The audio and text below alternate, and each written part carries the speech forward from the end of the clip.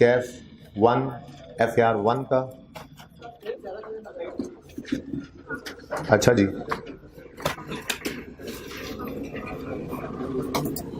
कल वाला लेक्चर कैसा रहा? मेरा तो बहुत अच्छा रहा लेक्चर, आपसे पूछ रहा हूँ।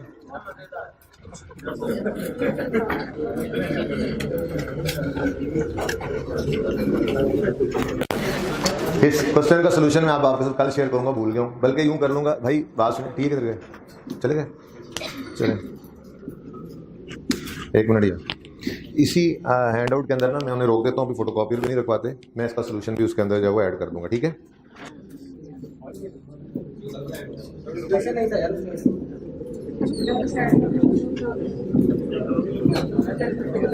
ओके,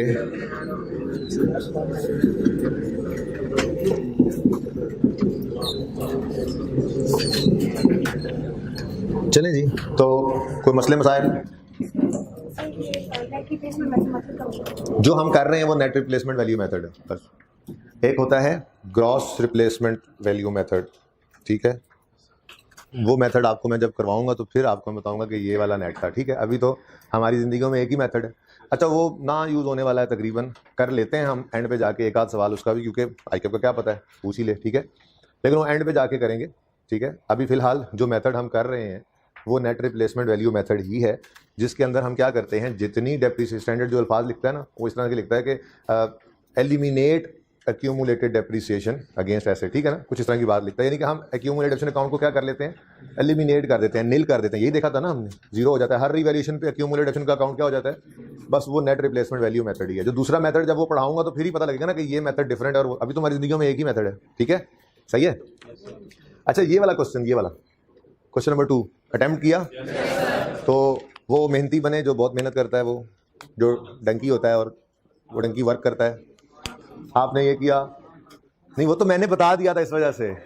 आई बेट अगर मैं ना बताता, पता है क्या करते? सुनो सुनो सुनो सुनो, करते ये 1 जुलाई 8 को एसेट खरीदते, 30 जून 9, 30 जून 10, 30 जून 11, 12, 13, 14, 15, 16, 17, 18, 19, 20, 21, 22, 30 जून 22 तक वर्किंग करते। स्टिल किसी बच्चे ने की, हाथ खड़ा करें, स्टिल किसी बच्चे ने की, एक दो जरूर होंगे, ना माने ना माने, मुझे पता है, मेरे बच्चे हैं, मुझे पता है। देखो, अपने बच्चों का पता होता है बंदे को, ठीक है ना? तो मुझे पता है 2-3 तो कम से कम अभी भी होंगे, हालांकि बता के भेजा था। अब सुनो, अब सुनो सुनो सुनो, सबने ऐसे ही किया है। चलें सुने, अब वो जो मैं आपके साथ रिमेनिंग लाइफ रिवैल्यूएशन की डेट पे खड़े होकर निकालो और बार बार कहता था टोटल लाइफ इतनी है और रिमेनिंग, उसको यूज करना था, एक बात रिमेनिंग लाइफ निकालने के लिए। दूसरी बात, straight line method of depreciation हो तो चाहे 500 साल की डेप्रिसिएशन निकालनी हो, आपने क्या करना है, 1 साल की डेप्रिसिएशन निकालनी है, उसको मल्टीप्लाई कर देना है लाइफ से, ठीक है? तो दरअसल ये पर्चे में ऐसे नहीं करना कि आपने क्या करना था, 1 जुलाई 2000 कब खरीदा, 8 को एसेट खरीदते और फिर उसकी कोई वर्किंग नहीं करनी थी, वो सारा कुछ होता आ रहा होता आ रहा होता आ रहा, और आपने डायरेक्ट जंप लगा के आना था 30 जून 2022 का मतलब 1 जुलाई 2022 भी होता है, पता है ना? तो ईयर एंड 30 जून हो तो 30 जून 2022, और इस दिन आपके पास कॉस्ट नहीं होनी थी एसेट की, बल्कि अच्छा WDV डायरेक्ट निकालते हुए फिर मसला हो सकता है, तो चलो ये कर लेते आप कि 30 जून 22 पे लिखते कॉस्ट कितनी है, कितनी है कॉस्ट, 600 की कॉस्ट, ये लिख लेते। भाई नजर आ रहा है, मेरे चांद नजर आ रहा है, आप दूसरे चांद को, पिछली लाइन वाले पहले 2 को। ये कोने जो होते हैं ना, ये बड़े खतरनाक होते हैं, इसलिए ये कोना तो मैं खाली रखता हूँ क्योंकि आगे मैं आ जाता हूँ। अच्छा जी, हालांकि स्मार्ट सा हूँ आपको उस्ताद को ऐसे, 12 क्या हो सकता है, गुजारा करें आप जो है, या उस्ताद बदल लें या जगह थोड़ी सी बदल लिया करें। अच्छा जी, 600 मैंने कॉस्ट लिख दिया, ठीक है? हालांकि होना क्या चाहिए था, बुक वैल्यू। तो ये कहानी चली आ रही थी, कॉस्ट इसलिए लिख दिया कि आप डायरेक्ट WDV निकालते हुए परेशान ना हो। फिर 30 जून 2022 पे डेप्रिसिएशन की बजाय एक्यूमुलेटेड डेप्रिसिएशन निकाल लेनी थी बस, ठीक है? अब स्ट्रेट लाइन मेथड है, 600 डिवाइडेड बाय ओरिजिनल लाइफ 30 साल थी, अब ये निकलेगी 1 साल की डेप्रिसिएशन। अब साल गिनना शुरू करते हैं, 1 जुलाई 8 को ये एसेट खरीदा था, 1 साल 30 जून 8 पे ना खत्म कर लेना, ठीक है? 30 जून 9, 10, 11, 12, 13, 14, 15, 16, 17, 18, 19, 20, 21, 22, कितने साल?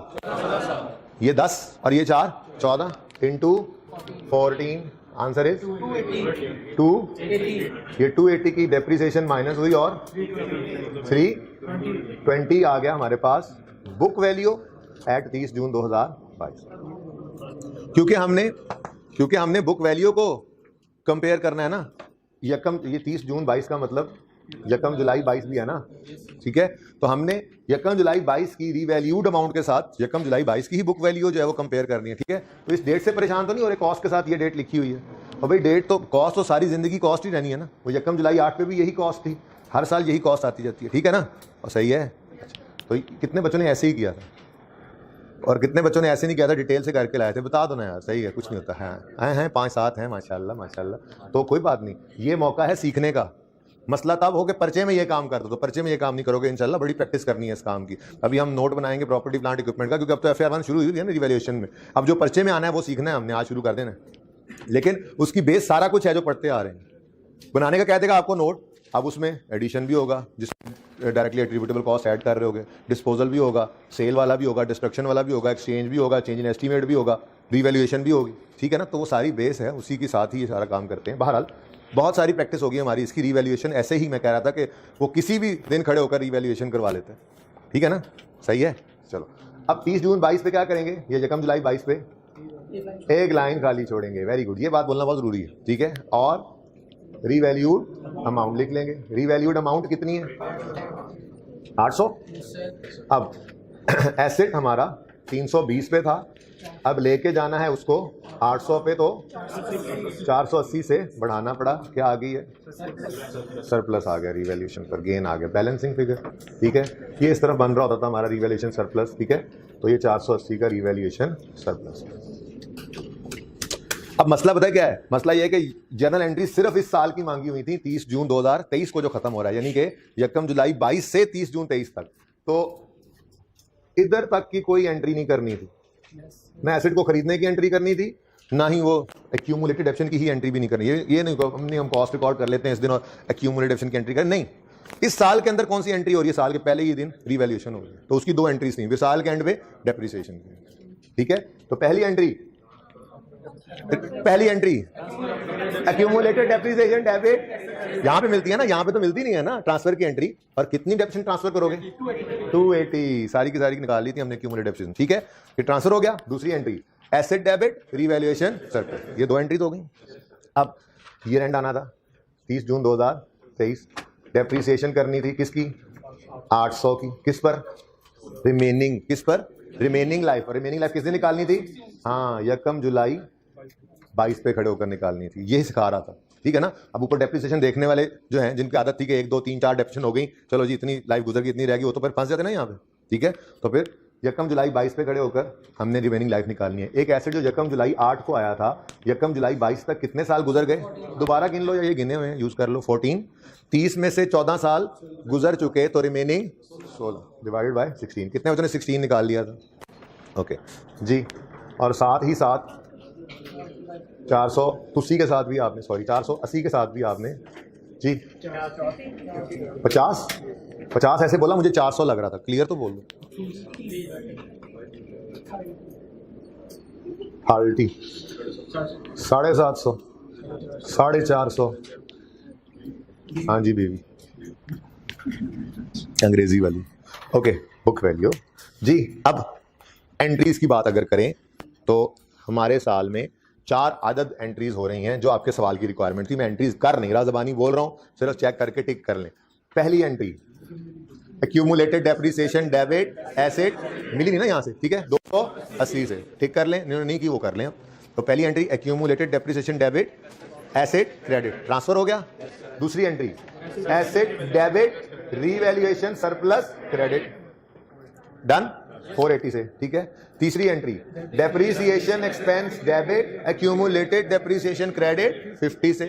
चौथी entry revaluation surplus debit retained earnings credit 30 से। तो कहा था आपको ये सवाल 2 मिनट का है, ठीक है। तो सवाल तो यहाँ से शुरू हुआ, यहाँ पे खत्म हो गया। 4 एंट्रीज की, 2 मिनट का ही काम था, ठीक है। 2 नहीं तो 3 मिनट लग जाते, लेकिन जिन्होंने ओके। अच्छा जी, Shahzad textile purchase the plant for 500 on यकम जुलाई 10, plant has an estimated life of 10 साल and no residual value. SML uses revaluation model for subsequent measurement. ये सारी बातें तो पता है ना, रिवैल्यूएशन मॉडल, सब्सिक्वेंट मेजरमेंट, बताया था आपको सब्सिक्वेंट मेजरमेंट में 2 मॉडल्स अलाउड हैं, ठीक है।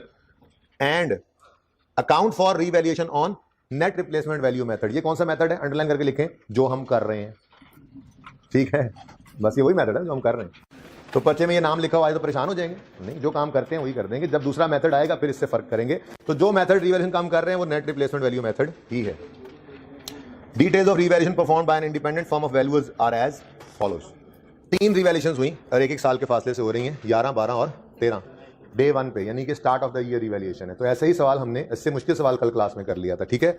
रिक्वायर्ड सिर्फ क्या था, journal entries, ignore tax implication. अभी तो आपको लग रहा है ना ऐसी ही बात है, ये FAR 2 में जाके पता लगेगा आपको कि जब टैक्स आता है तो फिर क्या होता है। मैंने बताया था आपको, टैक्स आएगा तो ये 3 कॉलम्स है ना, 2 और ऐड हो जाएंगे, ठीक है ना। तो फिलहाल उसको छोड़ दो, तो बात की बात है। टैक्स का लफ्ज लिखा भी हो तो FAR 1 में आपने इग्नोर करना है उसको, ठीक है, हम पे वो अप्लाई नहीं होता। तो ये सिर्फ जर्नल एंट्रीज करनी थी, पर जर्नल एंट्रीज करने के लिए वर्किंग जरूरी होती है। तो वर्किंग तो लाजमी है, वर्किंग फटाफट कर लेंगे, आगे जो रिक्वायरमेंट हुआ करेगी वो रिक्वायरमेंट पूरी कर लेंगे, ठीक है। तो इसका सोल्यूशन मैं आपको आज के हैंडआउट के अंदर शेयर कर दूंगा, ठीक है। तो आप वहां से चेक कर लीजिएगा और होपफुली बिल्कुल सही होगा आपका वो सोल्यूशन। ढूंढना पड़ेगा। अच्छा भला ऑनलाइन वालों के सामने ये पर्दा रह रहा था कि अभी मैं हैंडआउट के अंदर मैंने ये सोल्यूशन लगाया हुआ है, लगाना है अभी जी, भी क्लास खत्म होती है तो सोल्यूशन इस हैंडआउट में, लेक्चर 10 के हैंडआउट में अटैच कर दूंगा और अटैच करने के बाद आप लोगों के साथ ये वाला हैंडआउट फिर शेयर किया जाएगा, ठीक है। यहाँ तक कोई मसला तो नहीं है? अच्छा चलें जी, आज हम नोट बनाना सीखेंगे। क्या करेंगे जी? नोट बनाना सीखेंगे, ठीक है। नोट बनाना कोई मुश्किल चीज नहीं है।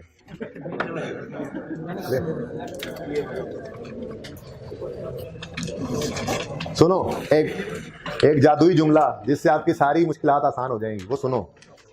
नोट तो कुछ भी नहीं है, नोट तो ये लेजर को स्टेटमेंट फॉर्म में लिखने का नाम है। और लेजर को स्टेटमेंट फॉर्म में लिखना कोई मुश्किल है? मैंने जिस दिन रिवैल्यूएशन सिखाई थी, मैंने इंट्रो की रिवीजन कराई थी, ठीक है ना। उसमें मैंने क्या कहा था, यार लेजर को स्टेटमेंट फॉर्म में, हमने तो उल्टा स्टेटमेंट से लेजर में जाके देखा था। मिसाल के तौर पे फिर कर लेते हैं। डेटर, डेबिटर जिसे आप कहते हैं, ओपनिंग 10 रुपये था मिसाल के तौर पे, सेल 150 हुई, कैश 90, क्लोजिंग कितना आ गया, 70 आता है, ठीक है, सही है। अब मैं आपको कहता हूं कि जी ये डेटर का लेजर है, इसको स्टेटमेंट फॉर्म में कन्वर्ट कर दो, ठीक है। तो क्या करना है भाई, स्टेटमेंट से लेजर बनाते हुए फिर सोचना पड़ता है ये क्या बला है, एसेट है, लायबिलिटी है, इनकम है, कैपिटल है, ताकि डेबिट क्रेडिट का पता लगे और ओपनिंग उधर लिख सके। अभी लेजर से स्टेटमेंट फॉर्म में जाना तो बिल्कुल आंखें बंद करके भी आप ऐसे करके भी कर सकते हैं। क्या मतलब, ब्रॉड डाउन, यहाँ पे आप लिख दोगे डेटर, क्या लिखोगे, डेटर्स, ठीक है। ब्रॉड डाउन मतलब ओपनिंग, ब्रॉड डाउन भी लिख सकते हो। ओपनिंग बैलेंस कितना है, 10।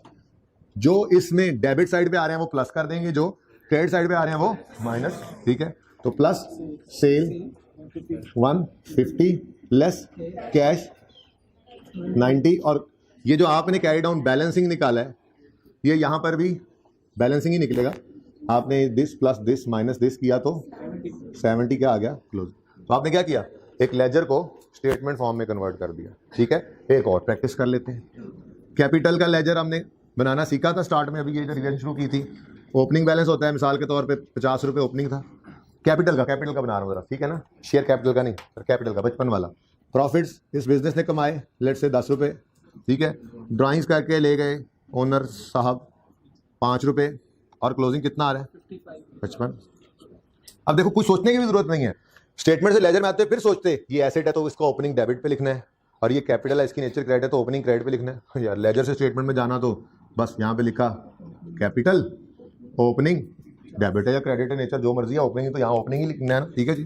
50 फिर प्लस प्रॉफिट 10 लेस तस्वीरें 5 इक्वल टू क्लोजिंग।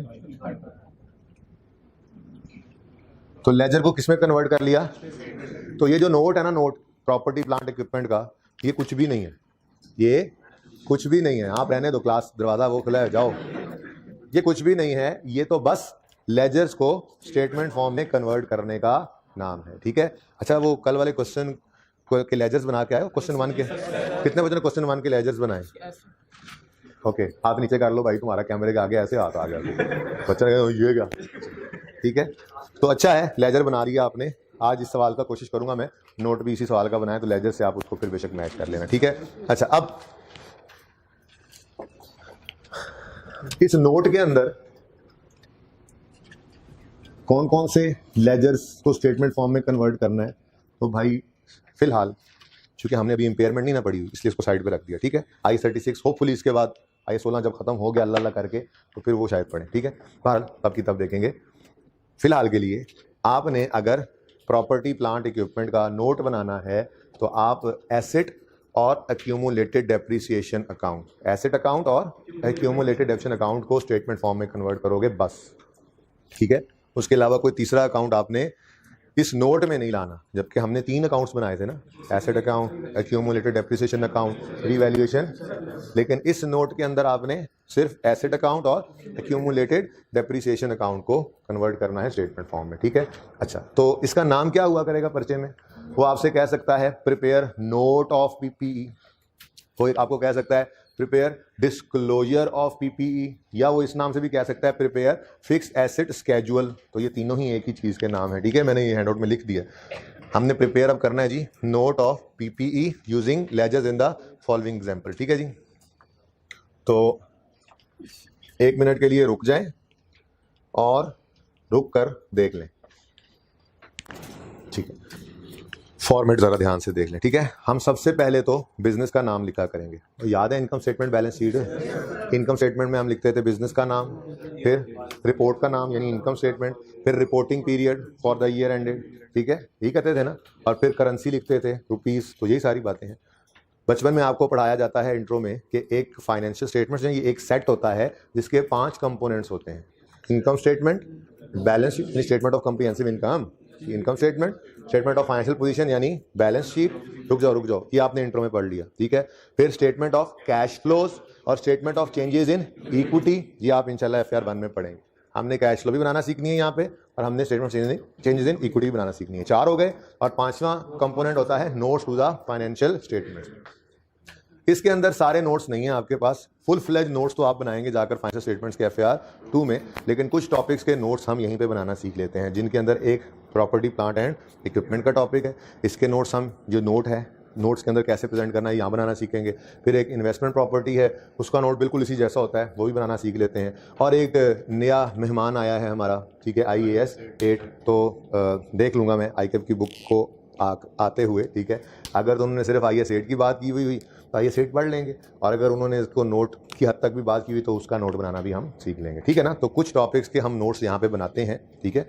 और बाकी नोट्स क्या हैं, फाइनेंशियल स्टेटमेंट्स इंशाल्लाह दिखाऊंगा आपको, ठीक है। इनकम स्टेटमेंट होती है, बैलेंस शीट होती है। अब उसके अंदर इनकम स्टेटमेंट, बैलेंस शीट के अंदर आपके फिक्स एसेट जो होते हैं, ये प्रॉपर्टी प्लांट इक्विपमेंट, ये इस तरह नहीं होता कि इंट्रो की तरह से आपकी बैलेंस शीट के अंदर land, building, plant machinery, equipment, furniture, computer, ऐसे लंबी लाइन नीचे लेस एक्यूमुलेशन भी आप कर रहे हैं, तो एक सफ़े के ऊपर तो यही आ जाएंगे, ठीक है। तो बैलेंस शीट के फेस पे मैं आपको दिखाऊंगा, आज जरा शुरू तो कर लें, ठीक है। फेस के ऊपर सिर्फ एक फिगर आ रही होगी, कितने आपके पास प्रॉपर्टी प्लांट इक्विपमेंट में एसेट्स पड़े हैं, ठीक है। अब उसकी डिटेल नोट में होगी, वो नोट कौन सा है जो अब हम बनाने लगे, ठीक है। इसके अंदर सारी डिटेल होगी, वो किस तरह से होगी, अब सबकी तवज्जो चाहिए जरा।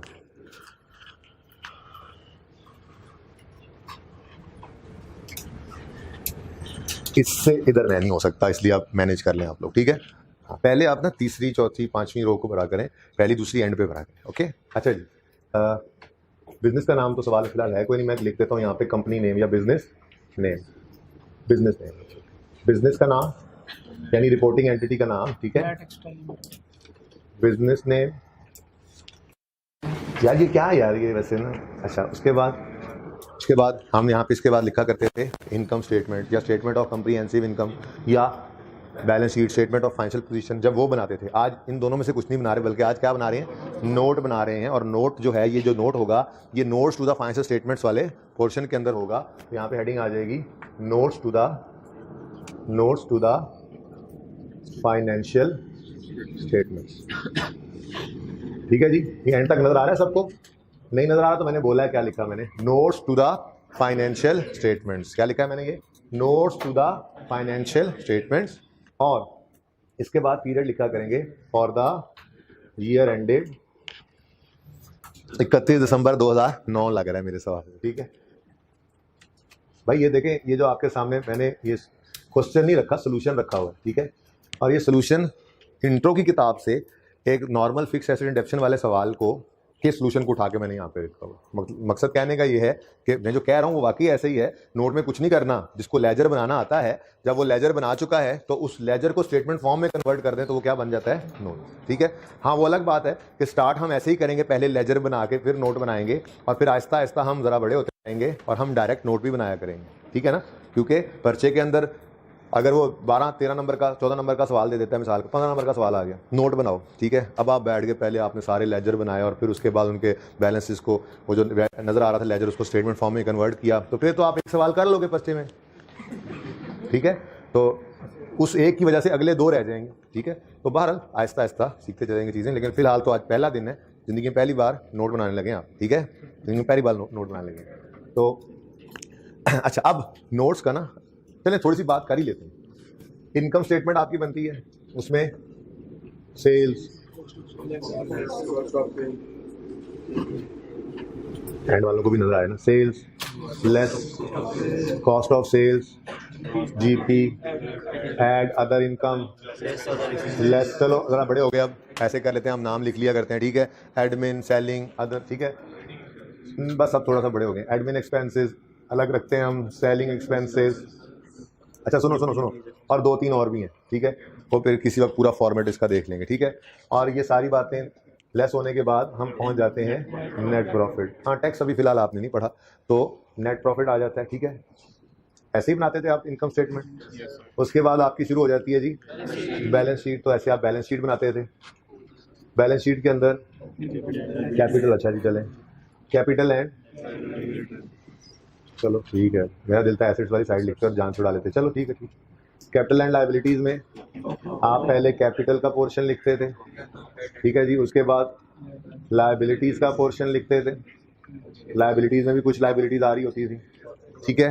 फिर स्टार्ट होती थी कहानी एसेट्स की, और एसेट्स में आप नॉन करंट एसेट्स में, ये तो मैंने बच्चों को पीपीई लिखवा दिया था, वरना इंट्रो के लेवल के ऊपर ज़्यादातर बच्चे मेरे वाले ही बैठे हैं, तो मैंने यहाँ पीपीई लिख दिया था बैलेंस शीट में इंट्रो में। लेकिन वैसे इंट्रो में ये पीपीई लिखने की जरूरत नहीं, वहाँ पे भी शायद ये बताया होगा कि यार आगे जाके ऐसे करना ही है, तो चलो अभी से कर लो। वरना इंट्रो के लेवल पे क्या होता है, नॉन करंट एसेट्स लिखकर यहाँ पे लिखा जाता है land, building, less accumulation, plant machinery, less accumulation, furniture, less accumulation, तो वो सारी लिस्ट यहाँ बन जाती है, ठीक है। लेकिन अब जो प्रोफेशनल लेवल पे आप अब जा रहे हैं आहिस्ता आहिस्ता, कंपनी की जो फाइनेंशियल स्टेटमेंट्स होती हैं उनमें इस तरह से नहीं आप बैलेंस शीट के फेस पे सारा कुछ लिख रहे होते। तो बैलेंस शीट के फेस के ऊपर नॉन करंट एसेट्स में सिर्फ एक लाइन लिखी होगी, प्रॉपर्टी, प्लांट एंड इक्विपमेंट, ठीक है जी, प्रॉपर्टी, प्लांट एंड इक्विपमेंट, और यहाँ पर एक फिगर आ रही होगी, ठीक है। अब ये फिगर में सारे ही एसेट्स की डिटेल पड़ी होगी, ठीक है। अब ये सारे एसेट्स की डिटेल देखने के लिए आपको नोट्स में जाना पड़ेगा। ऐसे ही इनकम स्टेटमेंट बनी होती है, देखता हूँ मैं शायद अभी एक नज़र आपको दिखा दूँ कुछ फाइनेंशियल स्टेटमेंट, पहले नोट बनाना तो सीखें, ठीक है। इनकम स्टेटमेंट बनी होती है, फिर बैलेंस शीट होती है अगले सफ़े पे, फिर कैश फ्लो होती है, चेंजेस इन इक्विटी होती है, और फिर हेडिंग आती है notes to the financial statements. उसमें फिर अब नोट्स बनना शुरू हो जाते हैं, ठीक है। तो जैसे मिसाल के तौर पे आपकी सेल्स हैं, उनमें रिटर्न शिटर्न है, ठीक है। तो फाइनेंशियल स्टेटमेंट्स जो प्रोफेशनली जो बनती हैं, पब्लिश हुई होती हैं, उनमें यहाँ ब्रैकेट में सेल लेस सेल रिटर्न नहीं की होती, ठीक है। उसके लिए तो लिखा होगा यहाँ पे आप नोट नंबर 1 में जाकर देखें। नोट नंबर 1 में यूज़र जाएगा, उसमें जाकर देखा जी सेल्स हैं, लेस रिटर्न्स हैं, कुछ टैक्स लेस जो ट्रीटमेंट होती है, ये नोट आप FAR 2 में बनाना सीखेंगे। फिर कॉस्ट ऑफ सेल में आप करते थे ओपनिंग प्लस परचेज प्लस कोई डायरेक्टली एट्रीब्यूटेबल कॉस्ट हैं, less closing is equal to cost of sale. Manufacturing concern हो तो वो और तफसील से होता है, लेकिन ये सारी चीज़ें यहाँ पर नहीं, यहाँ पर लिखा होगा नोट नंबर 2। अब यूज़र नोट नंबर 2 में जाएगा, यहाँ पे सिर्फ एक ही फिगर होगी, ठीक है। और इसकी अगर कोई ब्रेकअप है, कोई डिटेल है, कोई प्लस माइनस है, चीज़ें 5-6 मिलकर एक बनी है, तो वो नोट 2 में जाकर देखें, ठीक है ना। तो ऐसे ही अदर इनकम का नोट, एडमिन, सेलिंग, ऐसे करते करते कोई 7-8 नोट यहाँ पे बन गए मिसाल के तौर पे, ठीक है। फिर कैपिटल के अंदर कोई अगर है तो नोट बन जाएगा, लाइबिलिटीज़ में अगर कोई वर्किंग है तो नोट्स बनते बनते हम पीपीई तक पहुँच गए। और मिसाल के तौर पर इससे पहले मिसाल के तौर पर कोई 12 नोट बन चुके थे, सेल का, कॉस्ट ऑफ सेल का, सेलिंग का, एडमिन का, अदर इनकम का, कोई कैपिटल का, कोई लाइबिलिटीज का, करंट का, कोई नॉन करंट, करते करते कोई 10-11-12 नोट बने हुए थे। तो पीपीई का नंबर जब आया तो इसका नोट नंबर 13 बना, ठीक है ना। ये सिर्फ इसलिए समझाया कि यहाँ पर हम नोट नंबर भी लिखा करेंगे, ठीक है ना। वो कुछ भी हो सकता है, आप एक नंबर भी लिख देना यहाँ पे, वो भी सही है। ऐसे ही अज्यूम करना है कोई नंबर, आई कैप के सोल्यूशन में यहाँ नंबर 1 लिखा होता है, तो सवाल जो सिर्फ यही सामने है, तो नंबर 1 लिखना भी कोई गलत नहीं है। लेकिन मैंने 13 क्यों लिखा, ताकि ज़्यादा अच्छा कॉन्सेप्ट रहे ध्यान में कि नोट्स तो बहुत से बन रहे होते हैं, उनमें ये 13वां नंबर है। आपका दिल करे आप 17 लिख लो, 22 लिख लो, 25 लिख लो, 5 लिख लो, जो मर्जी नंबर लिख लो, लेकिन नंबर जरूर लिखना कि ये क्या होगा, ये फाइनेंशियल स्टेटमेंट्स से रेफर हो रहा होगा नोट्स के अंदर ये नंबर। ठीक है, तो नोट नंबर 13 हमने अज्यूम किया किस चीज का नोट है जी, ये प्रॉपर्टी, पौधा एंड इक्विपमेंट। ठीक है जी, प्रॉपर्टी, प्लांट एंड इक्विपमेंट, जिसमें हमारे सारे फिक्स्ड एसेट आते हैं। ठीक है, अच्छा अब ये तो थी सारी ऐसे ही बात मुफ्त के नंबरों वाली। अब मुद्दे की बात पे आते हैं। मैंने कहा ये नोट पीपीई का जो बनाना है, इसमें कौन से 2 लेजर्स को स्टेटमेंट फॉर्म में कन्वर्ट करना है, एसेट को और, तो एसेट्स की या तो हम बल्कि मैं इसको एक लफ्ज मुश्किल से लिख रहा हूँ, ग्रॉस कैरिंग अमाउंट। क्या कह रहा हूँ जी, ग्रॉस कैरिंग अमाउंट। पता है क्या होती है, अगर एसेट कॉस्ट मॉडल पे है तो उसकी कॉस्ट ग्रॉस कैरिंग अमाउंट है, और अगर रीवैल्यूएशन मॉडल पे है तो उसकी revalued amount gross carrying amount. तो कह सकते हैं कि कॉस्ट, ठीक है ना। बहरहाल मैंने ये मुश्किल लफ्ज लिखा और इसका मतलब मैं इधर आपको बता देता हूँ। ग्रॉस कैरिंग अमाउंट का मतलब क्या है जी, ये कॉस्ट भी हो सकती है अगर एसेट कॉस्ट मॉडल पे है, और रीवैल्यूड अमाउंट भी हो सकती है अगर एसेट रीवैल्यूएशन मॉडल पे। ठीक है, सही है ना। तो जान छुड़ा लेते हैं, हम ग्रॉस कैरिंग अमाउंट लिख लेते हैं। जो एसेट कॉस्ट मॉडल पे होगा उसकी कॉस्ट पड़ी होगी यहाँ पे, जो रिवैल्यूएशन मॉडल पे होगा उसकी रीवैल्यूड अमाउंट पड़ी होगी। ठीक है, सही है। ओके, ग्रॉस कैरिंग अमाउंट यानी कि जिसको आप कह रहे थे एसेट का अकाउंट जो कॉस्ट पे बनता है, समझ आ रही है। ग्रॉस कैरिंग अमाउंट में ओपनिंग बैलेंस आएगा, मैक्सिमम क्या हो सकता है, ओपनिंग बैलेंस। फिर ऐड क्या करोगे, ये आज मैं प्लस माइनस लिख रहा हूँ, कल से ये भी छोड़ देंगे लिखना। एडिशन ने ऐड ही होना, ओपनिंग डिस्पोजल ने, तो टाइम बचाने की तरफ ऐसा ऐसा जाएंगे। बहरहाल एडिशन, फिर डिस्पोजल्स, साथ साथ नोट नहीं करना प्लीज। और फिलहाल तो बस इतना ही, रिवैल्यूएशन तो है नहीं, और क्लोजिंग बैलेंस क्या आ जाएगा जी। चलो मैं दोबारा बना लूंगा, फिलहाल बातें सादा ही रखते हैं। रीवैल्यूएशन वाले नोट के लिए ऊपर वाला सब लिखा रहने देंगे ना, नीचे से मैं दोबारा लिखूंगा। ठीक है, अच्छा फिर दूसरा क्या, स्टेटमेंट फॉर्म में कन्वर्ट करना है आपने, एक्यूमुलेटेड। अच्छा ये काम लग रहा है बड़ा मुश्किल है, पता नहीं क्या टेंशन है। अभी जब ये मैंने कंप्लीट करना है ना, आप देखना ये भी कोई काम था। एक्यूमुलेटेड डेप्रिसिएशन के लेजर में भी 4 नॉर्मल चीजें क्या आती हैं, ज़हन में लाएं। Opening depreciation expense for the year, disposal की डेप्रिसिएशन डेबिट साइड पे आती थी, और क्लोजिंग। बस ओपनिंग बैलेंस,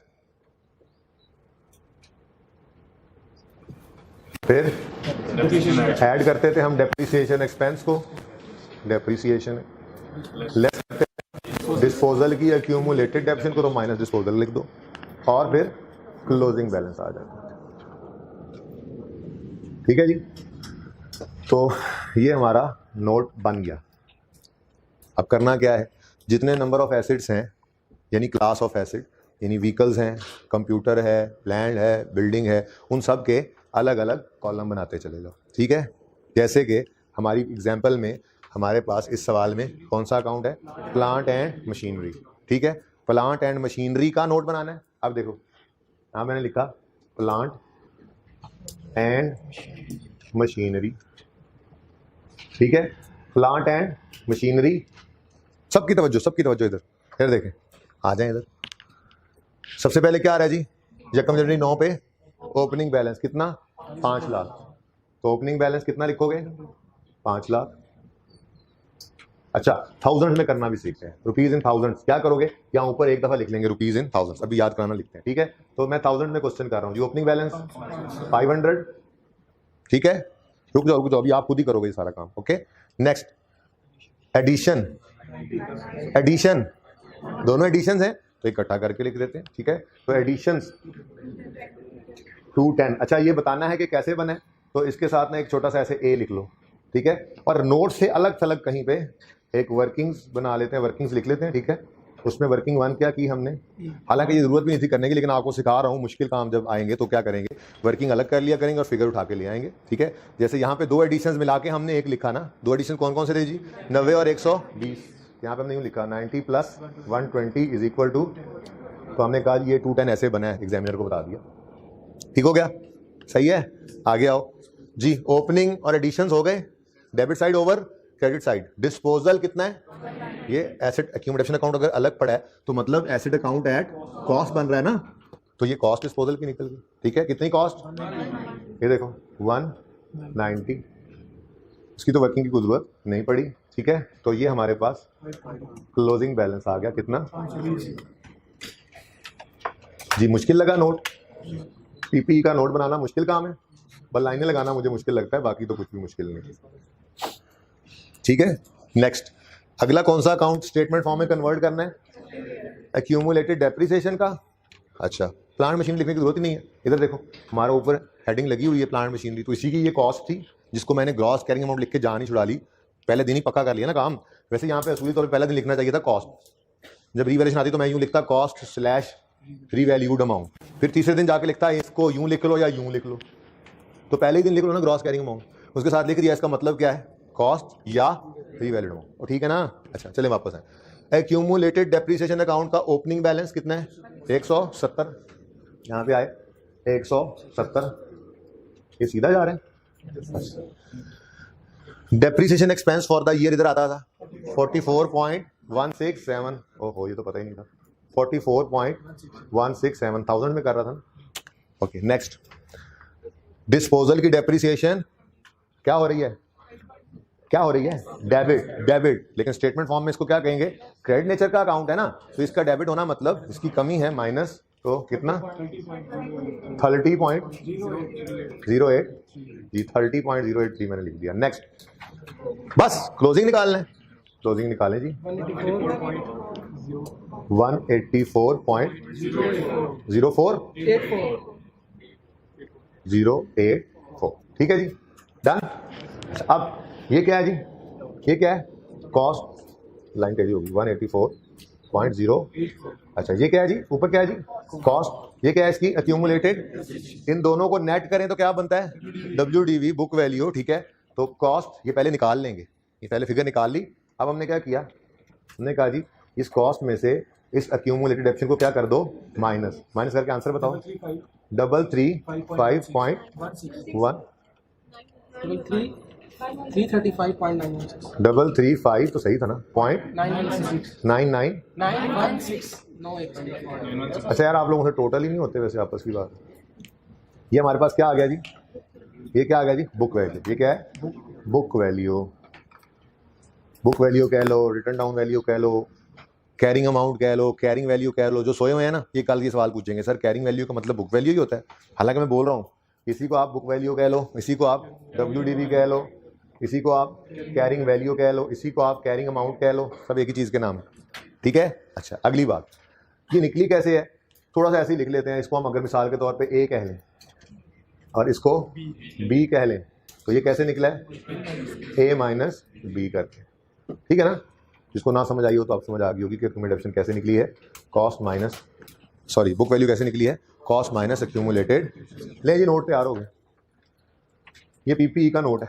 ठीक है, अच्छा इधर देखो, अब इसी सवाल का अगला एसेट कौन सा है, व्हीकल अकाउंट।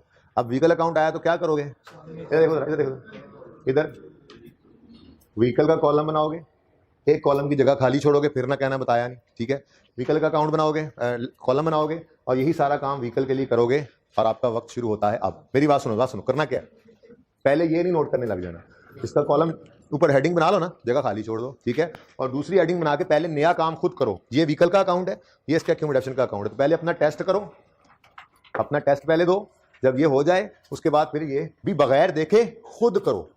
ये भी ये भी मैं इधर इशारा कर रहा हूँ भाई, ये भी बगैर देखे खुद करो। ठीक है, सही है।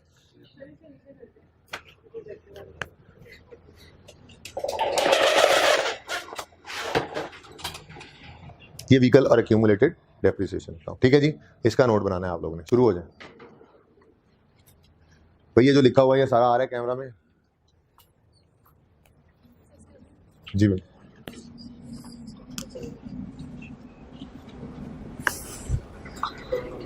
अब वो पिछली सीट भी खाली थी तो मैं बच्चों से कहता वो कर दें ऊपर। ये बंद हो सकता है कहीं से, हैं बटन बंद कर दो, पीछे को पड़े नहीं है। अच्छा किसी को यार मैसेज कर दें एडमिन वाले। अच्छा आप बैठे, हो गया बंद, चंदा हो गया बंद। जल्दी करें। व्हीकल के लिए नोट बनाएं और फिर उसके बाद प्लांट एंड मशीनरी के लिए नोट बनाएं, और ये बगैर बोर्ड के उस तरफ देखे बनाएं। ऑनलाइन वालों को तो नजर आ नहीं रहा, इंशाल्लाह नजर नहीं आएगा ये जब तक खुद बना नहीं लेते। और आप लोग पास होना चाहते हैं तो ईमानदारी से इसी तरफ देखें, खुद से बनाएं कोशिश करके। गलत ही हो जाएगा ना पहली बार। सर पहली बार ही हम खुद नोट बनाएं, पहली बार ही खुद बनाते हैं ना।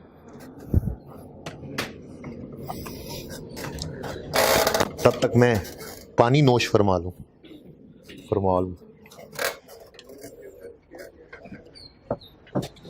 हम पानी नोश फरमा लें पहले। पानी नहीं कहते तुसी नवाब साहब, मैं आना ही नहीं।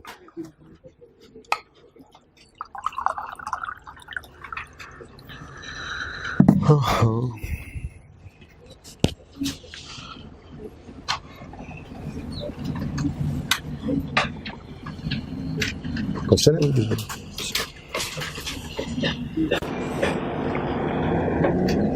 ऑनलाइन वाले पानी पीने की गुड़ुक गुड़ुक ना सुने, सवाल करें।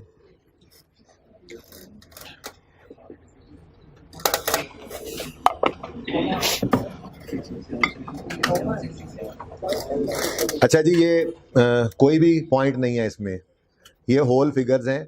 अगर कोई आपको पॉइंट लग रहा है तो वो कॉमा ही होगा। मुझे आवाज आई कुछ इस तरह की, कहीं लग रहा है? हाँ, वो कॉमन सेंस भी कोई चीज होती है। टोटली देख लेते हैं। 87 डेप्शन एक्सपेंस 87,667 है। हाँ, आप 1000 में कर रहे हैं तो आप पॉइंट लगा के उसको वहां पे लिख लीजिएगा।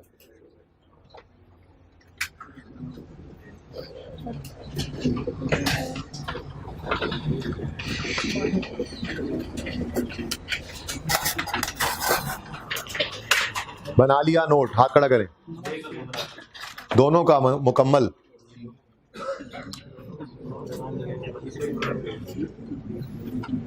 कोई जल्दी नहीं, आराम से करें। टेक लगा के ना बैठ जाए, मतलब काम तो करते रहें।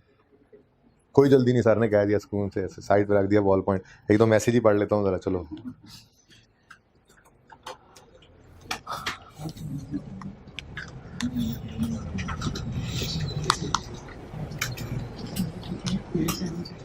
नहीं सर, बैठ जाओ ना इधर।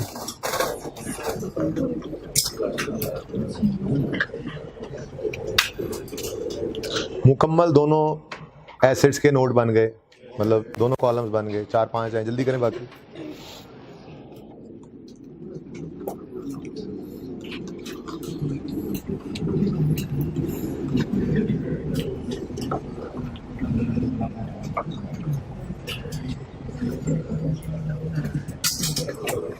ये सवाल का साइज बड़ा करने की जरूरत तो नहीं है, नजर आ रहा है ना सबको? ये क्या देख रहे हो बोर्ड के उस साइड पे? क्या देख रहे हो? हाँ, क्यों देख रहे हो तुम में ज़हन? आंखें बंद करो, विजुअलाइज करो। एसेट के अकाउंट में नॉर्मल 4 चीजें, ओपनिंग, एडिशन, दूसरी तरफ डिस्पोजल, माइनस और क्लोजिंग। विजुअलाइज करो। एक्यूमुलेट डेप्शन, ओपनिंग, डेप्शन एक्सपेंस, डिस्पोजल डेप्शन निकली और क्लोजिंग। क्या देख रहे हो उधर? कहा भी है मत देखो उधर। मेरी कड़ी नजर है आप लोगों पे, खबरदार। ओ भाई साहब, क्या देख रहे हो उस साइड? नहीं, तुमने उस तरफ देखा है।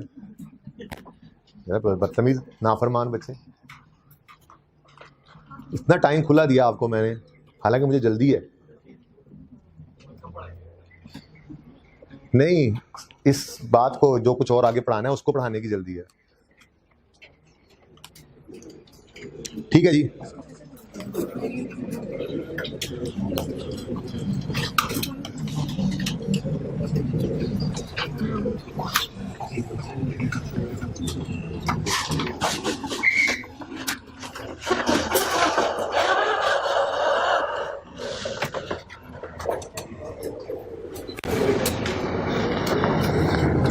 व्हीकल ओपनिंग बैलेंस 900 है। कोई एडिशन हो? एडिशन नहीं है, नोट ही नहीं बन सकता। ऐसा कुछ नहीं है, नहीं भी होता किसी एसेट में एडिशन। तो एक लिस्ट बनी होती है, तो एडिशन का कॉल की रो तो रखनी है ना। जिसका एडिशन होगा वो एडिशन आ जाएगा, जिसका नहीं होगा वो 0। ठीक है और सही है ना? Okay, next. डिस्पोजल कोई है? यस, 40 कॉस्ट आ रही है डिस्पोजल की, तो 40 माइनस कर दिया आपने, कितना आ गया? 860। देख लो लेजर का क्लोजिंग भी 860 ही होगा, ठीक है। फिर एक्यूमुलेटेड डेप्रिसिएशन में ओपनिंग बैलेंस क्या आ रहा है? 300। Depreciation expense for the year 87.667। Disposal की डेप्शन निकली कितनी? 11 माइनस, और क्लोजिंग बैलेंस 367। 36, अच्छा सही है ना, 376, 37.667। अब ये एक्यूमुलेटेड डेप्रिसिएशन आ गई, कॉस्ट में से इसको किया माइनस, तो आंसर 483.333 ये हमारे पास आ गई बुक वैल्यू, ठीक है। अब ये हमारे बिजनेस में अज्यूम करो ये दो ही एसेट्स थे बस, कोई तीसरा नहीं था, तो अब एक कॉलम हम इंसर्ट करेंगे टोटल का, कितना आ गया टोटल? 1400, 210, 230 माइनस हुआ, क्लोजिंग 1380।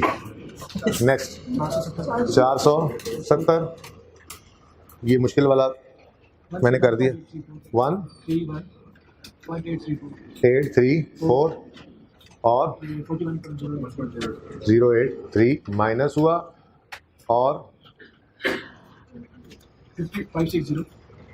560.751। अब ये टोटल सारे एसेट्स की कॉस्ट में से टोटल सारे एसेट्स की एक्यूमुलेटेड डेप्शन माइनस करो, तो 819.249। अब देखना जरा सबकी तवज्जो प्लीज, ये 819.249 ये वो बुक वैल्यू है जो सारे एसेट्स की हमारे बिजनेस की है, ठीक है। ये फिगर उठकर यहाँ पे बैलेंस शीट में आया करेगी 819. बात समझे हो? तो बैलेंस शीट के फेस पे सिर्फ एक फिगर नजर आया करेगी पीपीई की, वो बुक वैल्यू होगी। ये बुक वैल्यू की डिटेल क्या है? हम यूजर कहेंगे नोट नंबर फलां में जाके देखो, वो कोई सा भी नंबर हो सकता है, वो जो नोट नंबर यहाँ पे होगा यूजर नोट्स में जाकर, फाइनेंशियल स्टेटमेंट में नोट्स में जाकर उस नोट को ढूंढेगा, वो नोट उसको मिलेगा, उसे पता चलेगा अच्छा इसके अंदर इनके पास प्लांट एंड मशीनरी और व्हीकल नामी एसेट्स हैं। बड़ी तफसील है अब इसके अंदर, साल के शुरू में इतने प्लांट एंड मशीनरी पड़े थे, ये एडिशंस हुए, ये डिस्पोजल हुए, ये क्लोजिंग है, ये डेप्रिसिएशन शुरू में थी, इतनी डेप्शन आई, ये डिस्पोजल डेप्शन निकली और ये बुक वैल्यू है। ऐसे ही व्हीकल एंड सो ऑन, 8 हों 10 हों जितने भी एसेट्स की क्लासेस हैं, ठीक है। ये नहीं कि हर व्हीकल का अलग कॉलम बनाया हो, हर आप सेम क्लास ऑफ एसेट के लिए एक ही कॉलम बनाओगे, ठीक है ना। तो आपके 8 हैं 10 हैं जितने भी एसेट्स हैं वो कॉलमनर फॉर्म में यहाँ पर डिटेल आएगी उनकी, और उनके जो क्लोजिंग सबकी बुक वैल्यू होगी टोटल वाले कॉलम की, वो एक फिगर उठ के बैलेंस शीट के फेस के ऊपर चली जाया करेगी, ठीक है। तो सारा नक्शा सामने आया, बात समझ आ गई है? चलें ठीक। अच्छा, कुछ मुफ्त के नंबर और भी होते हैं, ठीक है। वो मुफ्त के नंबर क्या होते हैं? देखें, यूज़र फाइनेंशियल स्टेटमेंट्स का जो यूज़र है उसको क्या पता कि आपने प्लांट एंड मशीनरी को किस मेथड ऑफ डेप्रिसिएशन पे डेप्रिशिएट किया है, क्या रेट ऑफ डेप्रिसिएशन था, ठीक है, सही है। मॉडल रीवैल्यूएशन यूज़ कर रहे हो या कॉस्ट, तो यूज़र को तो नहीं पता। आप अकाउंटेंट्स ने ये काम करके लेजर बनाए होते हैं ना, यूज़र के सामने ये लेजर्स नहीं जाते, लेजर्स बिजनेस के यूज़र के सामने, फाइनेंशियल स्टेटमेंट्स में तो ये बैलेंसेस जाएंगे, ठीक है। तो ये फाइनेंशियल स्टेटमेंट्स आपके सामने बनी है जो यूज़र के सामने होंगी। अब यूज़र को ये भी बताना है कि, अब क्योंकि सवाल मैंने पता नहीं कब उठाया था, उसके अंदर कौन सा मेथड है, तो मैं अज्यूम जो कर रहा हूँ ना, ठीक है, वो अज्यूम जैसे सवाल के अंदर तो होगा ना, स्ट्रेट लाइन मेथड है, रिड्यूसिंग बैलेंस है, ठीक है। तो मैं अज्यूम कर रहा हूँ, ठीक है, कि हमारा प्लांट एंड मशीनरी जो है वो स्ट्रेट लाइन मेथड से ठीक है, स्ट्रेट लाइन से मिसाल दे रहा हूँ ऐसे, ठीक है, स्ट्रेट लाइन मेथड से डेप्रिशिएट हो रहा है, और जो व्हीकल है वो रिड्यूसिंग बैलेंस से, आउटपुट मेथड भी हो सकता था, लेकिन वैसे एग्जांपल दे रहा हूँ, वो तो जो सवाल के अंदर लिखा होगा वो लिख देंगे, ठीक है। तो ये हमने क्या लिख कर दिया, ये क्या है जी, डेप्रिसिएशन मेथड, ये क्या लिखा हमने, तो नोट की मेन बॉडी खत्म हो गई है, ठीक है। नोट की मेन बॉडी का ही ये पार्ट है, लेकिन बुक वैल्यू के बाद ये तीन बातें हम बता रहे हैं, तीन बातें बता रहे हैं। पहली बात, डेफिनेशन मेथड कौन सा यूज हुआ, ने कहा जी इसके लिए स्ट्रेट लाइन, इसके लिए रिड्यूसिंग बैलेंस, ये अज्यूम किया मैंने, ठीक है ना, सवाल में नहीं लिखा और सवाल में लेजर है, सही है। दूसरी बात, यूजफुल लाइफ या रेट, ये बता दो, रेट ही यूज कर लेते हैं, ठीक है। मिसाल के तौर पे हम कहते हैं जी ये 10% स्ट्रेट लाइन से डेप्रिशिएट हुआ है और ये 15% रिड्यूसिंग बैलेंस से, अब यूजर को देख के पता लग रहा होगा, और ठीक है ना। और तीसरी और आखिरी बात, मेजरमेंट बेसिस, क्या लिखा मैंने, और ये नाम से परेशान ना हो, ये बताना है कि हमने कॉस्ट मॉडल पे रखा है या रिवैल्यूएशन। तो हम फिलहाल तो मैंने रिवैल्यूएशन इसमें डाली नोट में, तो ये क्या है, कॉस्ट मॉडल, और ये भी, और अगर कोई रिवैल्यूएशन मॉडल पे होगा तो उसके नीचे यहाँ पे क्या लिख देंगे, रिवैल्यूएशन मॉडल। तो ये हमारे नोट की मेन बॉडी पूरी हो गई है। इसके बाद अब हम इस नोट के आगे दुमे लगाएंगे, ठीक है, आने वाले दिनों में। मेन बॉडी यही है नोट की, तो इसको नोट की मेन बॉडी को नोट कर लें, खुद ही लिखे, नकल क्यों कर रहे हैं। अगर आप गौर करें तो बस दो ही चीजें हैं, एक एसेट की कॉस्ट यानी एसेट अकाउंट, और दूसरा इसकी एक्यूमुलेटेड डेप्रिसिएशन का अकाउंट। ये स्टेटमेंट फॉर्म में लिखे हमने, इनको नेट किया और बुक वैल्यू निकल आई, ठीक है। तो डिब्बा इधर भी लगा दो, ये क्या है कॉस्ट, ये क्या है एक्यूमुलेटेड, इनका डिफरेंस बुक वैल्यू, ठीक है जी। लें जी, आपने नोट बनाना सीख लिया, इतनी सी बात। तो मुश्किल लगा नोट, तो नोट तो कुछ भी नहीं है, बताओ है कुछ, नोट तो कुछ भी नहीं है, ये तो लेजर को ही स्टेटमेंट फॉर्म में प्रेजेंट करने का नाम है, ऐसे ही है कि नहीं। अच्छा, ये समझ आ गया, ये फ्लो लॉजिकल, बुक वैल्यू उठ के यहाँ पे आई है, ये डिटेल, ठीक है ना। बाकी देख लेते हैं, थोड़ा नोट की प्रैक्टिस कर लो, आज टाइम बचा तो आज फाइनेंशियल स्टेटमेंट देख लेना, नहीं तो कल। ओके जी, आगे आए, मेजरमेंट बेसिस और रिवैल्यूएशन। लेकिन अभी तो कॉस्ट है ना, जो कोई एसेट, देखो सारे एसेट्स को रिवैल्यूएशन मॉडल पर रखना जरूरी नहीं है। एक क्लास को, ये मैं मेरा चुप कर दें, एक क्लास ऑफ एसेट रिवैल्यू, अगर मिसाल एक बिल्डिंग रिवैल्यू की है तो बिल्डिंग सारी रिवैल्यूएशन मॉडल पे लानी पड़ेगी लाजमी। ये नहीं कि मतलब कि बिल्डिंग को रिवैल्यू कर लो और जिसका मतलब ना उसको ना करो, लेकिन अगर बिल्डिंग को रिवैल्यूएशन मॉडल पे रखा है तो प्लांट को रिवैल्यूएशन मॉडल पे रखना जरूरी नहीं है। तो एक क्लास ऑफ एसेट के लिए एक मॉडल होना है। तो हो सकता है हमारे बिजनेस में एक class of asset cost model पे और दूसरी रिवैल्यूएशन मॉडल पे, तो वो नीचे वही लिखा है, जो कॉस्ट मॉडल पे होगी उसको नीचे कॉस्ट मॉडल लिख देंगे, नहीं तो रिवैल्यूएशन मॉडल लिख देंगे, ठीक है। ये सवाल आपके सामने नजर आ रहा है आपको, देखिए इसके ऊपर क्या लिखा हुआ है, prepared note of PPE using ledgers in the following example by students. ये एक्स्ट्रा प्रैक्टिस है, विदाउट रिवैल्यूएशन है, जल्दी से कर लें। ये नोट आपने बनाना है और सिर्फ 3 मिनट में बनाना है, कितने मिनट में, और नकल नहीं करनी, शाबाश, जल्दी करें जल्दी करें जल्दी करें। फिर मैंने रिवैल्यूएशन की बात अब करनी है, जल्दी कर लें। मैं इतनी देर में ना वो जो आपने कल क्वेश्चन किया है होमवर्क में, लेजर बनाए हैं, आप उधर रखिए, मैं उसके लेजर यहाँ जरा बना लूँ, ठीक है, कि मुझे 2 यार नीचे गिरा दिए, चल रहे हैं, कोई बात। आप लोग जल्दी से नोट बनाएं।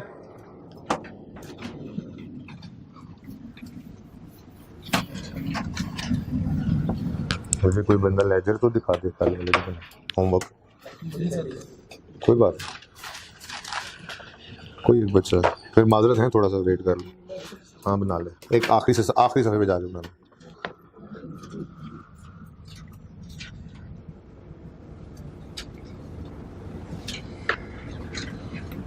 एसिड का नाम नहीं था ना कल वाले सवाल में कोई।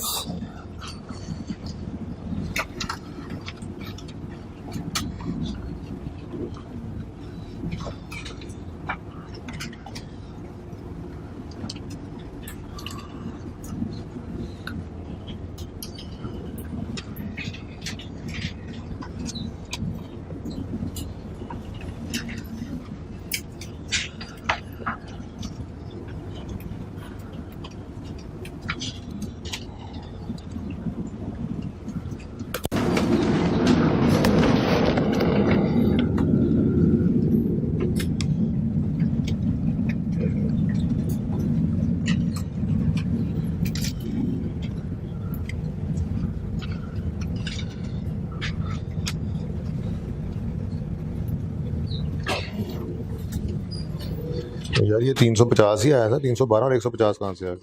पहले को लॉस पड़ा था इस एसेट का। 312 इसमें से आया, बाकी 50 प्रॉफिट एंड लॉस पहले से। ये दूसरी रिवैल्यूएशन है, पहली है? दूसरी नहीं, ये वाली एंट्री है। ये तो जेकब जनवरी 16 की है ना जी। मैं तो जेकब जनवरी 14 वाली एंट्री कर रहा हूँ। तुमने इसको 350 को काट के पता नहीं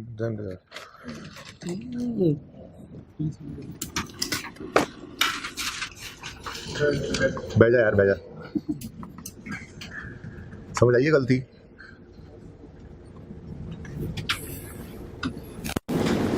जी तुमने क्या लिखा हुआ है कमेंटेशन को और दे यार।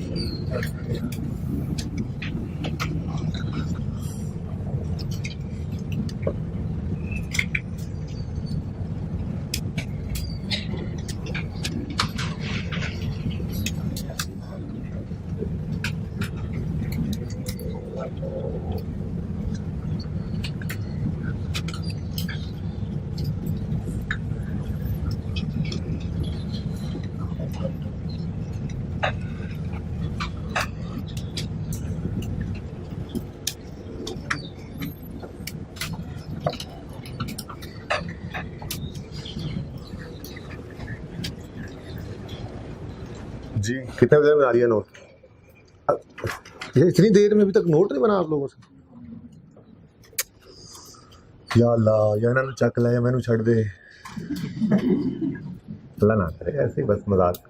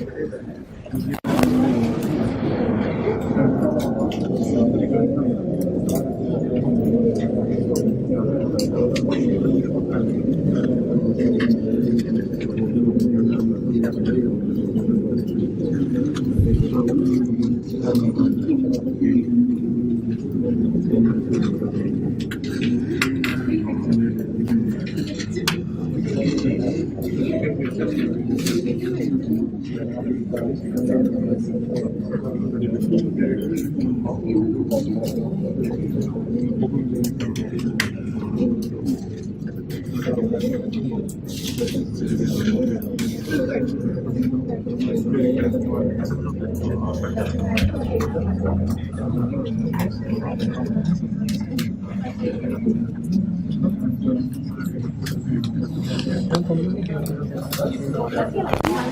आए भाई इधर। सर आपके पास याद करो। भाई अगर इतना ऐसे हाथ खड़ा करना होता है ना तो फिर कैमरे के आगे ना बैठा करो। ले आए भाई इधर कैमरा जी। जिस नोट बनाया जिसमें चलो जिसमें मैंने ले लिया था, और कोई नोट बन गया? अच्छा जी, मशीनरी का account opening 52,950, addition 2480, disposal minus करोगे 2800, क्लोजिंग बैलेंस आ जाएगा 52,630। इसकी accumulate option opening 28,350, option expense 5 point, भाई इधर ले आए 5245, डिस्पोजल 887 और क्लोजिंग बैलेंस 32 पॉइंट यानी 32,708। ये WDV ये इस फॉर्मेट पे क्यों नहीं आया? 19,922 आ गया। स्ट्रेट लाइन मेथड अज्यूम किया बच्चों ने खुद से, अच्छा है चलें। यूजफुल लाइफ नहीं लिखी, रेट लिखा है तो यूजफुल लाइफ / रेट भी लिखें फिर, ठीक है। और मेजरमेंट बेसिस कॉस्ट मॉडल। ऐसे ही फर्नीचर का आपने बनाया और इसकी बुक वैल्यू आ रही है 1534, ठीक है। तो ज़रूरी नहीं है पहला स्ट्रेट लाइन और दूसरा रिड्यूसिंग बैलेंस होगा, ठीक है ना, ये ज़रूरी नहीं है। हाँ वो तो मैंने अज्यूम किया, फिर बच्चों ने सोल्यूशन में भी ऐसे ही अज्यूम कर लिया, ठीक है। सवाल तो बताएगा ना, जब वो सवाल करेंगे जिस जो असल सवाल होगा उसमें बताएगा ये कौन सा मेथड यूज़ कर रहे हैं, क्या रेट ऑफ डेप्रिसिएशन है, कौन सा मॉडल यूज़ हो रहा है, ठीक है। हैं ये दोनों चेंज ही तो हैं। वो कह रहे टोटल कैसे निकलेगा अगर क्या चीज़ चेंज होगी तो क्या हुआ? कॉस्ट वाले की भी ग्रॉस कैरिंग अमाउंट कॉस्ट होगी, रिवैल्यूएशन मॉडल वाले की gross carrying amount revalued amount होगी, तो total gross carrying amount less. ये लाइक अनलाइक कुछ नहीं है। प्रॉपर्टी प्लांट इक्विपमेंट IAS 16 के अंदर हम दोनों मॉडल्स पे रख सकते हैं, तो हमने वो इकट्ठे करके ही रखे हुए हैं, वहाँ पे एक ही फिगर आएगी। अब वो डिटेल में जाकर देखेंगे, जो कॉस्ट मॉडल पड़ा है उसकी कॉस्ट नजर आएगी यहाँ पे, और जो रिवर्स मॉडल पे उसकी रिवैल्यूड अमाउंट नजर आएगी, ठीक है। जो अलग अलग नजर आ रहे हैं, अब टोटल तो फिर PPE है ना। रिवैल्यूएशन मॉडल का मतलब ही क्या है कि हमने अपने एसेट्स को उठा के रिवैल्यूड अमाउंट पे रखा हुआ है, तो वो भी एसेट्स ही, दूसरे भी एसेट हैं जो कॉस्ट मॉडल पड़े हैं। तो ये लाइक अनलाइक कुछ नहीं है जी। और भाई ऐसे है ना, ओवर राइटिंग किया करो, इससे नंबर कट जाते हैं, ठीक है। अच्छा जी सर दो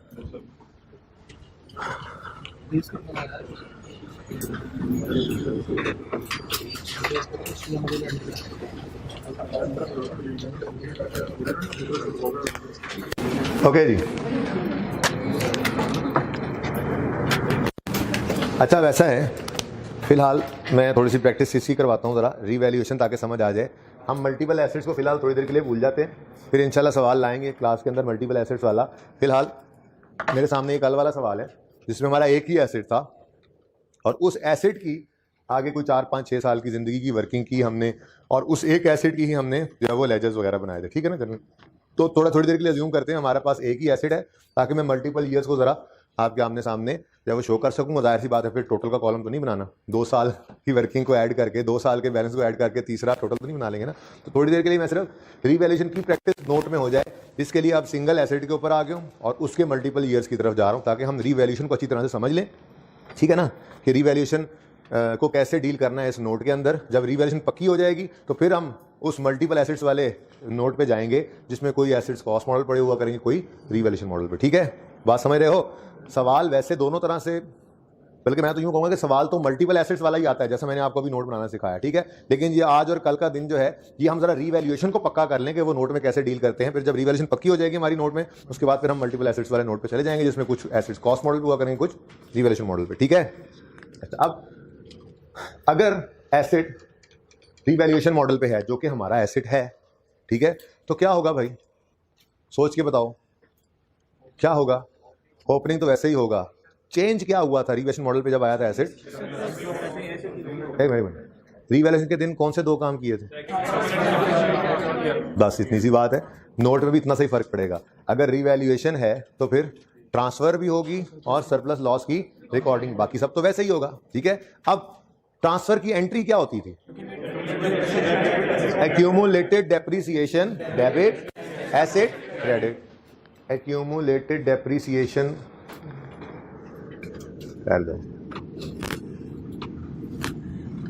और इधर एक्यूमुलेटेड डेप्रिसिएशन बना लेता हूं मैं, ठीक है जी, और इसका भी ओपनिंग।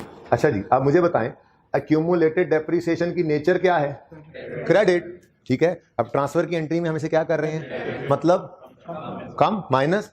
इसका मतलब अगर ट्रांसफर की एंट्री करेंगे तो यहां पर एक नई चीज क्या आ जाएगी, हाँ बस लिख दो ट्रांसफर। अगली बात आपको पता है ये ट्रांसफर क्या हुई है, एक्यूमुलेटेड डेप्रिसिएशन का बैलेंस ट्रांसफर हुआ है एसेट अकाउंट में, ठीक है ना। तो accumulated depreciation debit asset, asset credit का मतलब यहां से भी क्या करेंगे, तो ये एक तो ये नई चीज आ गई, ठीक है, क्या, ट्रांसफर की एंट्री। ट्रांसफर की एंट्री ही हमने लिखी हुई है भाई, ठीक है। ये देखो ये देखो, जब भी होगा इस दिन जाके रीवैल्यू हो रहा है ना, तो इस दिन क्या हो रहा है, पहली एंट्री क्या हो रही है, ये देखो देखो, एक्यूमुलेटेड डेप्रिसिएशन का अकाउंट डेबिट, मतलब इसमें से 50 निकल गया, एसेट का अकाउंट क्रेडिट, इसमें से 50 निकल गया, तो यही हमने नोट के अंदर लिख दिया, कोई मसला। दूसरा काम क्या होता था जी, सरप्लस या लॉस की रिकॉर्डिंग। सरप्लस आता था तो एसेट बढ़ जाता था, लॉस आता था तो यहां पर बस एक ही कॉलम बना लो, एक ही रो रख लो, ठीक है। प्लस भी हो सकता है और माइनस भी हो सकता है, ये आज लिख रहा हूं, कल से लिखेंगे ही नहीं, ठीक है। क्या चीज, रीवैल्यूएशन, बस रीवैल्यूएशन लिख दो, जान छुड़ाओ। अगर प्लस लिखा होगा तो मतलब रीवैल्यूएशन सरप्लस है, माइनस लिखा होगा तो ठीक है ना, पहले दिन ही काम आसान कि मैं दो रोज लिखूं फिर कहूंगा एक कर लो, कोई जरूरत नहीं है। बस रीवैल्यूएशन पे सरप्लस आएगा तो प्लस, लॉस आएगा तो हाँ एक ही चीज होगी ना, ठीक है। अच्छा, बाकी सब ऐसे ही है। ये देखो ये क्या है, ये नया नोट, नोट के अंदर रीवैल्यूएशन का असर बस इतना सही है, बाकी क्या था, बाकी तो वही एडिशन वैसे ही है, फिर वही डिस्पोजल्स माइनस होंगे जो कि अभी इस नोट में यूज नहीं होना, ठीक है। और फिर क्या आ जाएगा आंसर, क्लोजिंग बैलेंस, ठीक है। यहां पे क्या होगा, वही डेप्रिसिएशन, वही डिस्पोजल, ये तो अब याद हो गया ना बाकी। और फिर लो जी, अगर रीवैल्यूड एसेट हो ना, अगर रीवैल्यूड एसेट हो तो बस ये एक, ये दो और ये तीन, ये आइटम्स सिर्फ, लाइन आइटम सिर्फ हमारे जो है वो बढ़ गए, उसके अलावा बाकी सब वैसे का वैसे, ठीक है ठीक है। अब मैं वैसे तो असूल क्या है फाइनेंशियल स्टेटमेंट्स का, असूल ये है मोस्ट रिसेंट ईयर इधर हो कंपैरेटिव, यानी अगर मैं 14 में खड़ा हूं तो यहाँ 14 और इधर 13, लेकिन जरा फिलहाल पहला दिन है और दूसरा डिटेल लेंथी बहुत है ये, ठीक है। और मैं तरतीब से चलना चाह रहा हूँ, इसलिए आज के लिए मुझे माफ करें, सिर्फ आज के लिए मैं यहाँ पे पहले 12 लिखूंगा, फिर 13 लिखूंगा, फिर 14 लिखूंगा, फिर 15, बात समझ रहे हो, ठीक है ना। ये मुझे माफ कर दोगे। उसूल तो यही है कि रिसेंट को सबसे पहले रखना चाहिए, कंपैरेटिव को बाद में, ठीक है ना। चलो अच्छा जी, अब अगर बात करें प्रॉपर्टी प्लांट इक्विपमेंट में, हमारा सिर्फ ये एसेट बस ये एक ही है, ठीक है ना। मैं सिर्फ रिवैल्यूएशन को कैटर करना सिखा रहा हूँ, मेरी बात समझ रहे हो जी। तो यहाँ पर हमने for the year ended 31 December 2000, sorry इधर ले 31 दिसंबर 2000, 31 दिसंबर तो वहाँ लिखा हो, यहाँ लिख लो 2012, हर बार लिखना पड़ेगा 2012। इधर देखना आप सारे लेजर से देख के बना लो, आज कोई मसला नहीं, आज लेजर से देख के बना लो। अभी डायरेक्ट की बात, डायरेक्ट बनाना सीखेंगे हम, लेजर की मोहताजी इंशाल्लाह छोड़ देंगे, वो दिन आएगा, वो दिन इतना दूर भी नहीं है, 2-3 दिन में आ जाएगा इंशाल्लाह। लेकिन फिलहाल आज पहला दिन है, जिंदगी में पहली बार नोट बनाया, ठीक है। ओपनिंग बैलेंस कितना था 12 में, 500 नहीं था, ओपनिंग में 0 था। फिर एडिशन, अच्छा ट्रांसफर कुछ हुआ नहीं, क्योंकि रिवैल्यूएशन साल नहीं हुई, तो फिर रिवैल्यूएशन सरप्लस भी कोई नहीं, हाँ एडिशन आया 500। कोई डिस्पोजल, लो जी क्लोजिंग बैलेंस बता दो, ठीक है।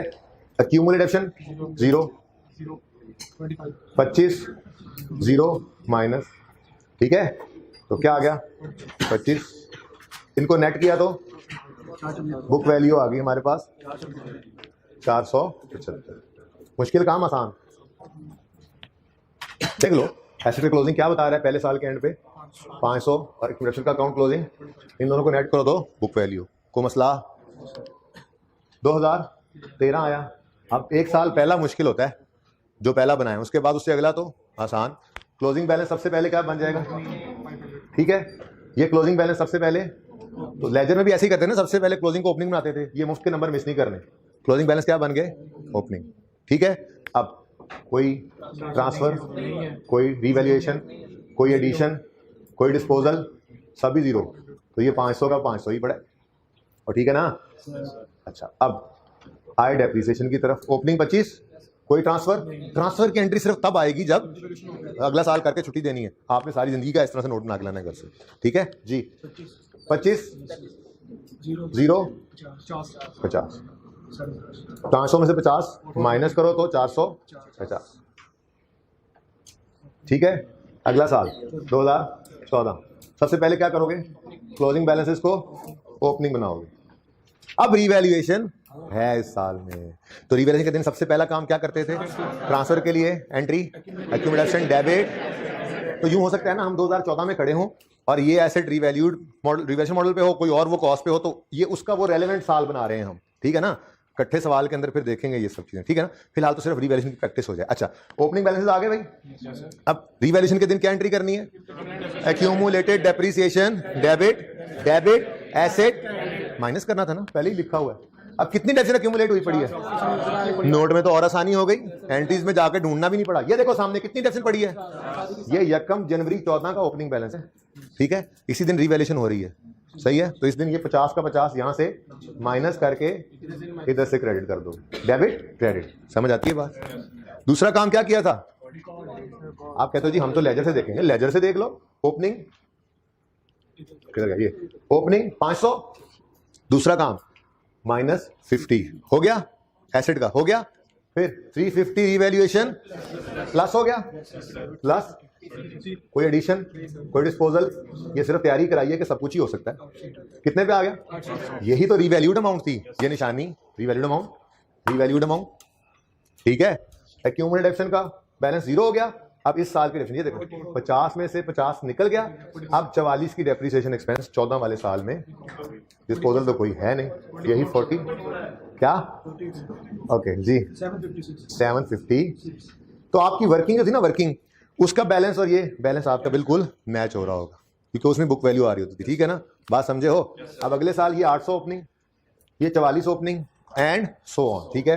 तो एक तो आपने इस सारे 18 तक की प्रैक्टिस कर लेनी है, ठीक है ना।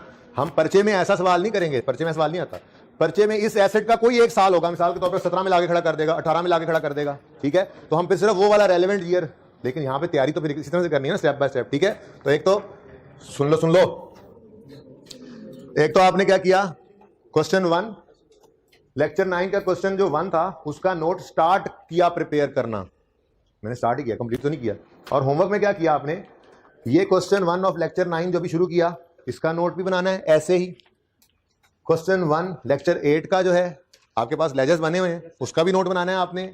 क्वेश्चन 1 लेक्चर, ये सारे क्लास वर्क वाले क्वेश्चन हैं जो मैंने आपको करवाए हुए हैं क्लास में, उनके जर्नल एंट्रीज हैं, वर्किंग्स हैं, लेजर बने हुए हैं, जस्ट उनका क्या करके आना है आपने, जितने साल हो उतने साल का नोट बनाना है। लेकिन एक मेहरबानी कर देना, आप लोग रिसेंट, चलो ठीक है ऐसे ही बना के आ जाना। अल्लाह हाफिज, अल्लाह हाफिज।